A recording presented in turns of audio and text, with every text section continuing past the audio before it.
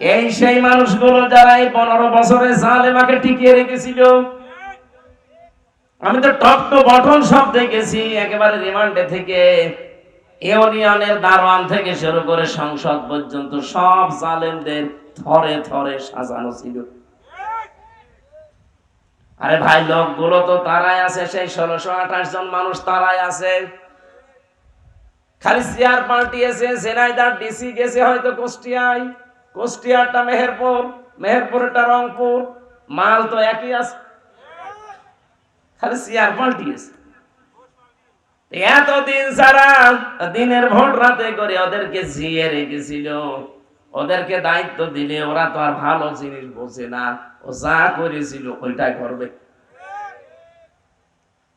আপনাদের ঝেনাইদা, এটা ঝেনাইদা না, হরিণাকুণ্ড থানা, এখানকার এক ওসি সাহেব আমার সাথে ছিল জেলে, উনি মার্ডার মামলার আসামি, এখন যশোরে থাকে। উনি মাঝে মাঝে এসে আমারে বলতো, আমি তো কন্ডেম সেলের ভেতরে তালা লাগানো থাকতো, আমারে বলছো হুজুর এই নির্বাচনে আমি বাইরে ছিলাম, আমি রাত 12টার পরে আমার দলবল নিয়ে আমি ভোট কাটা আরম্ভ করলাম। আল্লাহর নামে তো সবগুলো শেষ করে বাক্সগুলো জায়গা মতো পাঠিয়ে দিলাম।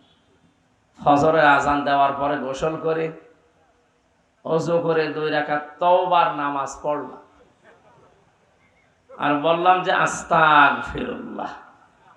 হুজুর আমার এই তওবা হয়েছে না, ইয়ার কি হয়েছে, এ কি তওবা বলে?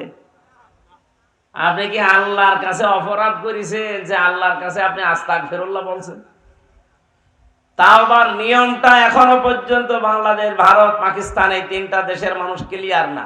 এরা মনে করে আস্তাগফিরুল্লাহ রাব্বি মিন কুল্লি যামবি ওয়া তুবু ইলাইহি, এরা এটা তাওবার একটা বাক্য। তাওবা জিনিস কি বোঝেন আপনি? কোন মানুষ যদি জীবনে তাওবা করে, নারী হোক আর পুরুষ হোক, ওর পেছনের অপরাধ আল্লাহ একটাও রাখে না, পুরা পাল্টিয়ে নেকি দিয়ে পরিবর্তন করে দেয়। শুধু মাফ তো মাফই না, মাফ হওয়ার পরে পুরা জায়গাটা ফাঁকা হয়ে যায়, ওখানে আল্লাহ নেকি ভরাট করে দেয়। কত বড় দামি জিনিস তাওবা। হ্যাঁ, আস্তাগফিরুল্লাহ কেউ যদি ইস্তেগফার করে, আস্তাগফিরুল্লাহ যখন পড়বেন আপনার গুনাহ মাফ হবে, কিন্তু জায়গাটা নেকি দিয়ে ভরাট হবে এ কথা নেই। তাওবা জিনিসটা আলাদা। তাওবা হচ্ছে 3টা জিনিসের সমন্বয়কে তাওবা বলে। 1 নম্বরে আপনাকে অপরাধের স্বীকৃতি দেওয়া লাগবে, আর এই জিনিসটাতে একটু ভেজাল আছে। অপরাধ আমরা করছি এক জায়গায়, স্বীকার করছি আর এক জায়গায় না। আপনি অপরাধ করবেন যেখানে, স্বীকার করবেন সেখানে, এর নাম তাওবা। মানুষ পদবাচ্চে যারা বিবেচিত তাদের জন্যই কোরআনের অনুষ্ঠান। পৃথিবীতে এখন প্রায় 4500 ধর্মের মানুষ বাস করছে। প্রতিটি ধর্মে তাদের ধর্মীয় গ্রন্থ আলাদা আলাদা আছে, কিন্তু পৃথিবীর কোন ধর্মগ্রন্থ তাদের ধর্মীয় গুরু যারা, ঠাকুর যারা, পুরোহিত যারা, এই মুরব্বী মানুষ ছাড়া তারা এই কিতাব পড়তে দেয় না।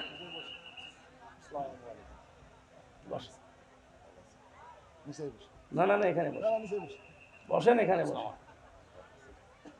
চেয়ার একটা দিলেন আর একটা দিলেন, ঠিক আছে। এই এখানে কি করেন এত মানুষ? বসেন। আসসালামু আলাইকুম, সবাই ভালো আছেন তো? আমরা হুজুরের বয়ান শুনি। আমাদের প্রধান অতিথি না? হ্যাঁ, বসেন, এখানে বসেন, কথা বলা যাবে। সম্মানিত ভাইরা, আমরা যেহেতু কোরআনে কারিমের অনুষ্ঠানে এসেছি, এটা স্বাভাবিকভাবে মনে হলো এটা একটা ইবাদতের জায়গা। এটা ঈদগাহ ময়দান না? কিছু সময়ের জন্য এটা এখন জান্নাতের বাগান হয়ে গেছে, আলহামদুলিল্লাহ। যেটা আমাদের একটা স্বতন্ত্র পরিচয় আছে, আমরা মুসলিম। আমরা কি? মিল্লাতা আবিকুম ইব্রাহিম হুয়া সাম্মাকুমুল মুসলিমিন। তোমাদের জাতির পিতার নাম ইব্রাহিম আলাইহিস সালাম, তিনি তোমাদের নাম মুসলমান রেখেছেন। এখান থেকে কয়েকটা শিক্ষা আমরা অলরেডি পেয়েছি। কি সেটা? মুসলিম এই নামটা আমাদের বাবা আমাদেরকে দিয়েছে। তাহলে বাবা হিসাবে কিছু দায়িত্ব পালন করা লাগে দুনিয়াতে। তার প্রথম দায়িত্বই হচ্ছে সন্তানের একটা নাম রাখা। আমরা যে বাবা পেয়েছি, জাতির বাবা, উনি আমাদের এমন একটা অর্থবোধক নাম দিয়েছেন, মুসলিম মানে আত্মসমর্পণকারী। মুসলিম মানে কি?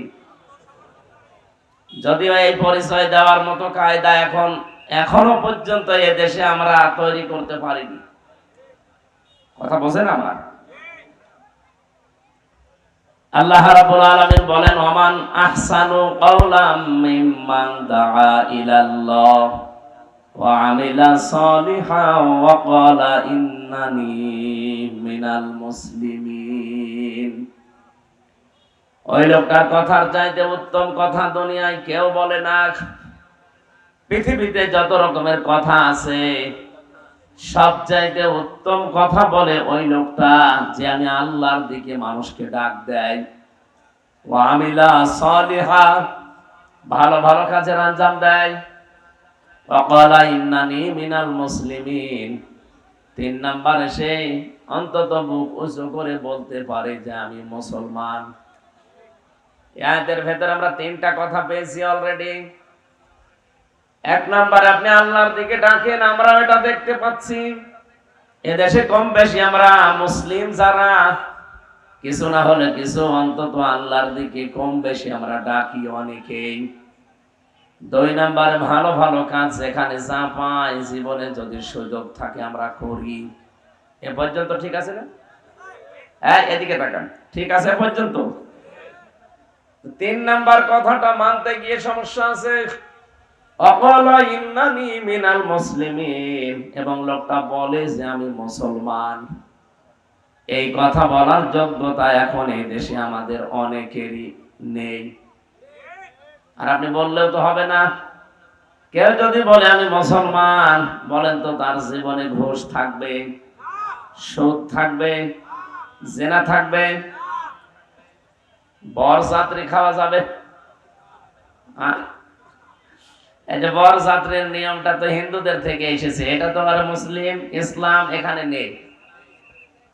সুতরাং আমরা যেহেতু এসেছি কোরআনের কিছু কথা জানাতে, আমরা আহ্বান জানাচ্ছি এই এলাকায় যারা এই সিস্টেমটা এখনো পর্যন্ত জারি করে রেখেছেন, ছেলে মেয়ে বিয়ে দেওয়ার সময় এই যে বরযাত্রী যায় 200, 500, 1000, আমার মনে হয় এটা একটা নিকৃষ্ট কাজ। কারণ ইসলামে যেটা নেই, আপনি ওইটা আবার অনেকে ইবাদত মনে করে যায় যে আমি বরযাত্রী যাচ্ছি। ইসলামে আছে অলিমা। কি আছে? অলিমা কি ছেলের বাড়ি হয় না মেয়ের বাড়ি হয়? বলেন বলেন। এখানে আজকের প্রধান অতিথি সহ আমার মনে হয় একজনও পাওয়া যাবে না যে বিয়ে করার সময় অলিমা করেছে। বরযাত্রী পার্টি আমিও, কারণ আমি তো ওই সময় এরকম জানতাম না। সুতরাং যেহেতু ইসলামে নেই, এটা আস্তে আস্তে বাদ দেওয়া দরকার। এই এলাকায় যারা এই সিস্টেম এখনো পর্যন্ত জারি করে রেখেছেন, তারা বাদ দিতে পারবেন না। দাওয়াত দিতে আসতে বলবেন না আমি বরযাত্রী যাব না, অলিমা করো, আমি দরকার আরো 2 জন নিয়ে যাব। এটা মানা যাবে না। মেয়ের বাবার বাড়ি থেকে তার অনুমতি ছাড়া, মনের খুশি ছাড়া একটা পানও খাওয়া জায়েজ নেই। আর আপনি মরণের খাওয়া খান, আপনি মানুষ। এই সিস্টেম যেহেতু ইসলামে নেই, মুসলমানরা আজকে থেকে আর পালন করবে না। হিন্দু ভাইরা করছে, তার ধর্মীয় রীতি ওইটা। কারণ বিয়ে দেওয়ার সময় তারা মেয়েকে ওই দিন সব দিয়ে দেয়। কি কথা বুঝতেছেন? বারবার বলছি, এটা তো আমার একটা কারণ আছে না। আমার 3টা মেয়ে, আমার বাসা লাগবে না? না, আমি যেহেতু খুব বেশি লোক নিয়ে যাইনি, বিয়ের সময় মাত্র 7-8 জন, আমার শ্বশুরকে আমি টাকা দিয়ে দেব। কিন্তু আমার তো বাসা লাগবে সামনে, যদি এক এক মেয়েতে 500 করে 1000 করে লোক খায়। যেহেতু ইসলামে এটা নেই, এটা করা যাবে না ভাই। মুসলিম হিসাবে পরিচয় দেওয়ার জন্য যে যোগ্যতা দরকার, এটা আজ আমাদের অনেকের ভেতরে নেই। আমি মুসলমান দাবি করলে আমার মেয়ে বেপরদায় চলতে পারবে? বলেন। শব্দটা ছোট, ব্যাপক অর্থবোধক একটা শব্দ। তিনটা কথা আয়াতের ভেতরে প্রথম দুইটা হয়তো আমরা কম বেশি মানতে পারছি, কিন্তু 3 নাম্বারটা মানা বড় কঠিন হয়ে গেছে। কারণ সে পরিবেশ এখন নেই, ওটা তৈরি করা লাগে। আকালা ইন্নানি মিনাল মুসলিমিন, সে বলবে যে আমি মুসলমান, এটা আন্দাজে বলা যায় না, এটা বলতে হলে একটা পরিবেশ লাগে। কি লাগে? সে পরিবেশ এখনো পর্যন্ত 54 বছরে আমরা কায়েম করতে পারিনি। ওইটার জন্য কোরআনে কারীম লাগবে। আপনি যত কিছুই মনে করেন না কেন, 54 বছর অলরেডি বাংলাদেশ দেখেছে। এটা নিয়ে এখন যদি সত্যি কিছু দেখতেই হয়, এটা যদি একটা মিনি জান্নাত বানাতে চান এই ছোট্ট বাংলাদেশকে, আমার হাকামা বিহি আদালা, কোরআনের বিচার ব্যবস্থা লাগবে। বলেন আপনি মন থেকে, কোরআনের বিচার যদি এই দেশে সত্যি সেই 71 সাল থেকে কায়েম হয়ে থাকতো, তারেক জিয়া সাহেবের 8 বছর জেল হতো? বলেন। তার স্ত্রীর 3 বছর জেল হতো? ম্যাডাম খালেদা জিয়ার 6 বছর জেল হতো? এগুলো সব বানানো। একজন মানুষ তার হিংসার বশবর্তী হয়ে রাগ কন্ট্রোল করতে না পেরে এই কাজ করেছিল। শুধু কি জেনারেল যারা রাজনীতি করে তাদের, ধর্মীয় যারা আছে তাদেরকেও ছেড়ে দিয়েছে? আমার মতো মানুষ 3 বছর ফাঁসির ওই কন্ডেম সেলের ভেতরে বিনা কারণ। আমার যতগুলো অফিসার পেয়েছিলাম তারা নিজেরাই বলতো যে হুজুর আপনার কোনো দোষ নেই, আমরা জানি। তাহলে উপরের নির্দেশ। বলেন সুবহানাল্লাহ। কোরআনের বিচার যেহেতু নেই, এই জন্য ন্যায় বিচার কি এটা এখনো দেখেননি। ন্যায় বিচার কারা করতে পারে, কিভাবে করা যায়। খলিফাতুল মুসলিমিনের জীবনে পড়ছিলাম, তার সন্তানটা খাবার খাচ্ছিল, হঠাৎ করে একজন যুবতী মেয়ে তার শাশুড়িকে সাথে করে এসেছে, ডাক দিয়ে বলে, খলিফা, আমার এই পুত্রবধূ ধর্ষিতা, এ ধর্ষণকারী আপনার ছেলে, বিচার চাই আমি। হযরত ওমর বলছেন, যা বলেন আপনি, কি বুঝে শুনি বলছেন? বলে, হ্যাঁ সব আমার ঠিক আছে। ছেলেকে যে জিজ্ঞাসা করলেন এই কাজ কি করেছো, বলছে হ্যাঁ। তাড়াতাড়ি খেয়ে নাও। বাবার কথা টন শোনার পরে বুঝে ফেলেছে আমার অবস্থা কি হবে।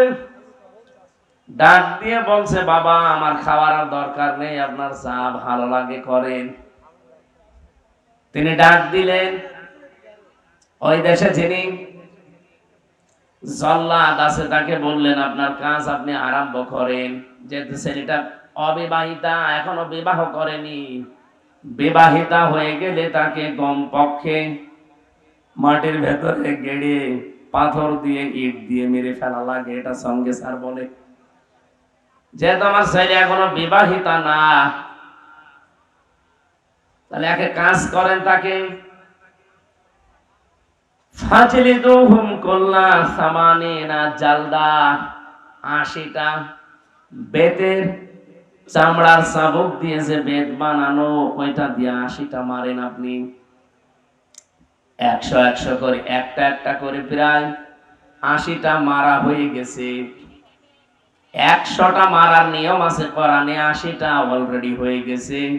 ছেলেটা প্রায় নিস্তেজ। স্ত্রী এসে বলে, খলিফা, আমি মা হিসাবে বলছি, ওই মেয়েটার যা ক্ষতিপূরণ লাগে আমি দিয়ে দেব, অন্তত ছেলেটারে ছেড়ে দেন।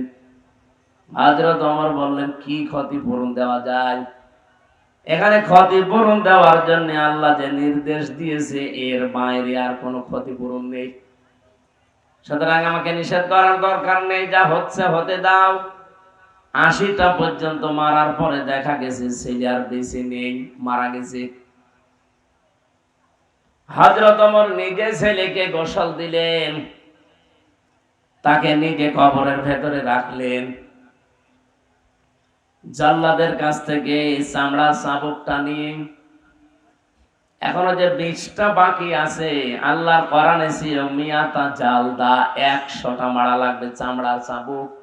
80টা মারার পরে তো মরে গেছে, বাকি 20টা, একে দুনিয়ায় ওর পাওনা নেই, কোথায় মারবে? কবরের উপরে যখন তিনি চাবুক দিয়ে মারছিলেন, মাটিগুলো 2 ভাগ হয়ে যাচ্ছিল। 100টা পর্যন্ত পরিপূর্ণ করে ডাক দিলেন রব্বুল আলামিন। সন্তান আমার কাছে প্রিয় ছিল, কিন্তু তার চাইতে তোমার আইনটা আমার কাছে আরো প্রিয়। বাড়িতে গেলেন, ছেলে যে বালিশে নিয়ে ঘুমায় ওই বালিশটা এবার বুকের ভেতরে নিয়ে তিনি কান্না আরম্ভ করলেন। স্ত্রী বলছে, আপনি কি করেন? এত করে নিষেধ করার পরও শুনলেন না, এখন আপনি ছেলের বালিশ নিয়ে ক্রন্দন করেন, আপনি কি বাবা? হযরত ওমর চোখের পানি ফেলে দিয়ে বলে, স্ত্রী, এতক্ষণ যেটা করেছিলাম আল্লাহর বিধান, এখন যেটা করছি এটা আমার মায়া। আমার মাঝে মাঝে মনে হয় এই সমস্ত মানুষগুলোর জীবনী পড়লে, কোরআনে কারিমে আল্লাহ মানুষের জীবন এগুলো আমাদের শুনিয়েছেন খেলা করার জন্য না। এগুলো পড়লে আমার নিজেরই মনে হয়, আল্লাহ এইরকম যদি এই দেশে আমরা তৈরি করতে পারতাম, এই 4 বছরের আসিয়াকে কেউ ধর্ষণ করার সাহস পেত না। খালি একটা কায়েম করে দিতেন, স্বপ্ন দোষ পর্যন্ত বন্ধ হয়ে যেত। কি হয়েছে? অ্যাডভোকেট সাহেব আছে, দেখেন আসিয়ার এই ধর্ষণ মামলার যারা আসামি, যদিও তড়িঘড়ি করে রায়টা হয়ে গেছে, কিন্তু কার্যকর মনে হয় হবে কিনা আল্লাহ জানে।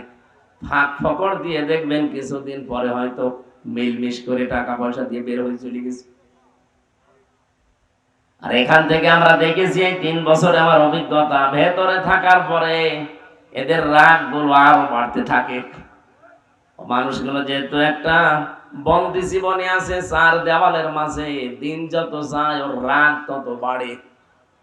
আস্তে আস্তে দেখা যায় ওখান থেকে বের হয়ে ওই কাজ আরো ডবল করে আরম্ভ করবে বলে সিদ্ধান্ত নেয়। কোরআনের নিয়ম তার এটা ছিল না, সাক্ষ্য প্রমাণে ধরা পড়ে গেলে ওই মানুষগুলোর জন্য আর বাঁচার সিস্টেম নেই। কেন আল্লাহ এত কঠিন হয়েছেন? কারণ এই মানুষগুলো যদি সত্যিই বিদায় হয়ে যায়, পৃথিবীর জমিন শান্ত হবে, নির্মল হবে, এবং সবচাইতে বড় বিষয় পৃথিবী পবিত্র থাকবে। অপবিত্র কোন কাজ করার মন মানসিকতা মানুষের আর ভবিষ্যৎ তৈরি হবে না। তাতে এইটাই চাই আমরা। এখানে আমার হাকামা বিহি আদালা আছে হাদিসে, কোরআন দিয়ে যতদিন বিচার ফায়সালা না হবে ততদিন ন্যায় বিচার সম্ভব না। কারণ মানুষের তৈরি করা আইনগুলো সব আপনি দেখবেন হয় দলীয় স্বার্থে, নাই ব্যক্তির স্বার্থে, নাই নিজের দিকে টেনে।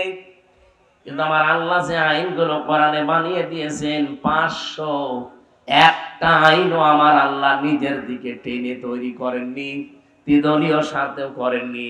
করেছেন? সবগুলো দেখেছেন আমার বান্দাদের ভারসাম্যপূর্ণ হয় কি করে সেদিকে তাকিয়ে। আমি নারী কমিশনের 318 পৃষ্ঠা পুরাটা পড়েছিলাম। আমার ছোট্ট মাথার ভেতরে দেখেছি এই 318 পৃষ্ঠায় ওরা কোরআনে কারিমের ডাইরেক্ট 10টা আয়াত বলতে দিয়েছে। আবহমান কাল থেকে এই দেশে আমরা অনেকে জানি পারিবারিক নীতি, যেটা এক ছেলে যা পাবে 2 মেয়ে তাই পাবে, এই নিয়মটা না? এইটাই প্রথমে তারা হাত দিয়েছে যে না সমান সমান করে দেওয়া লাগবে। 2 নম্বরে দিয়েছে তারা যে দেহ আমার, সিদ্ধান্ত আমার। অথচ এটা কোরআনে কারিমের প্রায় 918 আয়াতের বিরুদ্ধে। কোরআনে কারিমে আল্লাহ 918 জায়গায় যে কথাটা দিয়েছে, ওরা একবারে ওইটা হাত দিয়ে কেটে ফেলেছে। আলা লাহুল খালক ওয়াল আমর। আল্লাহ পাক বলেন পৃথিবী বানিয়েছি আমার, সিদ্ধান্ত চলবে কার? বলেন বলেন। ওরা বলছে না, দেহ আমার, সিদ্ধান্ত আমার। দেহ আপনার কে বলেছে আপনাকে? বলেন তো। আমরা যে 33 বছর বয়স, এখন 92 সালে আমি এদেশে এসে জন্ম নিয়েছি এই পৃথিবীতে। 91 সালে হামজা উল্লেখ করার মতো আমি কিছু ছিলাম? বলেন বলেন। আল্লাহ পাক আমাকে এই জায়গায় একটা আঘাত দিয়েছেন। ফালিয়ানজুরিল ইনসানু মিম্মা খুলিক, খুলিকা মিম্মা দাফিকি ইয়াখরুজু মিন বাইনিস সুলবি ওয়াত তারাইব। রাব্বুল আলামিন বলেন মানুষকে নজর করে দেখে না যে কি দিয়ে বানালাম তাকে। বাবার স্ফলিঙ্গ দিয়ে দ্রুত গতিতে বের হয়ে যাওয়াই না পাক পানিটা মায়ের রেহেমের ভেতরে জমা হয়। বিজ্ঞান এখন দেখাচ্ছে যে 340-এর পরে, তার মানে 120 দিনের মাথায় কমপক্ষে ওটা 4টা জিনিস তৈরি হয়: চুল, রগ, হাড় আর পর্দা। মায়ের রেহেমে যে নাপাক পানির থলি আছে, এখানে দিয়ে আল্লাহ আরো 4টা জিনিস বানায়: রক্ত, গোশত, চর্বি আর চামড়া। একটু খেয়াল করেন, 4 4 8টা জিনিস যখন এক হয়, আল্লাহ বলেন আমি যে একটা নাম নিয়েছি রব। রব কার নাম? বলেন বলেন। এই রব নামের কারণে আমার বান্দার বান্দি তৈরি করার জন্য আমি আল্লাহ 5টা জিনিস স্পেশাল ভাবে দান করি। দান করা বলেন, ভিক্ষা দেওয়া বলেন, একই জিনিস। আল্লাহ বলেন 5টা জিনিস আমি দান করি বান্দাকে। ওয়াজআলা লাকুমুস সামআ ওয়াল আবসারা ওয়াল আফইদা। শ্রবণ শক্তি, দর্শন শক্তি, বাক শক্তি, আকেল শক্তি আর ঘ্রাণ শক্তি। এই 5টা জিনিস আমি নিজের পক্ষ থেকে তাকে দিয়েছি। এখানে চিন্তার বিষয় একটা, আল্লাহ যদি একটাও আমাদেরকে কম দিতেন, বলেন তো আপনার কোন বাবা ওই জায়গায় দিত? বলেন, কেউ দেওয়ার ক্ষমতা ছিল ওই জায়গায়? আপনার বাবা মা বিছানায় ছিল, তারা তো 4 4 8টা জিনিস আল্লাহ নিজে বানিয়ে নিয়েছেন। বাকি দুনিয়াতে চলতে সবচাইতে গুরুত্বপূর্ণ যে 5টা জিনিস লাগে, এই 5টাই আল্লাহ নিজে দিয়েছেন। 1 নম্বরে শ্রবণ শক্তি, এটা কানে শুনতে পায়। 2 নম্বরে দর্শন শক্তি, এই যে চোখে দেখতে পায়। 3 নম্বরে আকেল শক্তি, এই যে জ্ঞান। আমি তো পাগল না, কত পাগল দুনিয়ায় আসে না। 4 নম্বরে আল্লাহ বাক শক্তি দিয়েছেন, আমি যে কথা বলতে পারি। এরকম 5টা জিনিস যখন আল্লাহ বলেন আমি দিয়ে 8 5 13টা জিনিস এক হয়, তখন আমার ফেরেশতা জিজ্ঞাসা করে এর আকৃতি কি বানাবো। এর আগ পর্যন্ত কোনো আকৃতি দেওয়া হয়নি। রাব্বুল আলামিন বলেন আমি আল্লাহ নিজে তখন একটা আকৃতি আমার মন মতো বান্দার জন্য সিলেক্ট করি। ওয়াল্লাযী ইউসাউবিরুকুম ফিল আরহামি কাইফা ইয়াশা। তিনি সে আল্লাহ যিনি মায়ের রেহেমের ভেতরে তোমাদের আকার তৈরি করেন। তাহলে আকারটা বানিয়েছে কে? আরো জোরে বলেন। বলেন তো, বীর্য থেকে এ পর্যন্ত আর কারো হাত আছে? বলেন। এতটুকু আল্লাহ শেষ করে দেননি। 8 5 13টা জিনিস এক হয়ে আকার দেওয়ার পরও একটা জিনিস আল্লাহ এবার দান করেন, তার নাম রূহ। এর রূহটা হচ্ছে আমার আল্লাহর একটা হুকুম। এটা যদি আল্লাহ না দিয়ে ওই জায়গা থেকে মৃত সন্তান বের করে দিত, আজ আমির হামজা এমএ মসজিদ আমার মনে হয় থাকতো মাটির নিচে। মায়ের প্রসাবের সাথে হয়তো বের হয়ে কোনো টয়লেটে, কোনো ময়লার ভাগাড়ে, কোন মলদারের বিভিন্ন জায়গায় পড়ে থাকতাম। এ পর্যন্ত না রাস্তাঘাটে আসার মতো যোগ্যতা আমাদের ছিল না। যে মানুষগুলোকে আজ এই কমিশনে বসিয়ে এই নারীর রিপোর্ট দিয়েছেন, পড়ার পরে তো এই আয়াতগুলো দেখলাম, ওরা সব অস্বীকার করেছে। বলছে দেহ আমার, সিদ্ধান্ত আমার। এর পরের পয়েন্টে তারা লিখতেছে যারা দেহ ব্যবসা করে খায়, পতিতা, এদেরকে শ্রমিকের মর্যাদা দেওয়া লাগবে। আপনি কোথায় নিয়ে যেতে চাচ্ছেন আপনি চিন্তা করেছেন?